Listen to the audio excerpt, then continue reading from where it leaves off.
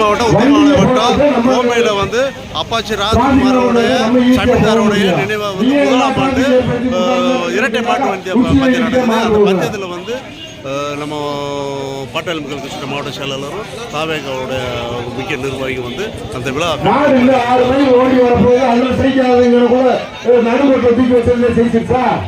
இப்போ கோம்பையில் வந்து சமீதாரையாவோட அப்பாச்சி ராஜ்குமாரோட வந்து முதலாம் ஆண்டு வந்து வந்து இரட்டை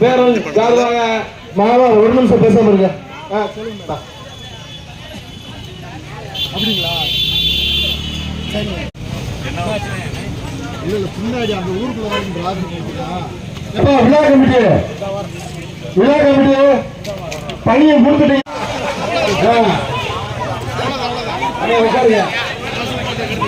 பார்வையாளர்கள் மற்றும் மாட்டு உரிமையாளர்கள் கொஞ்சம்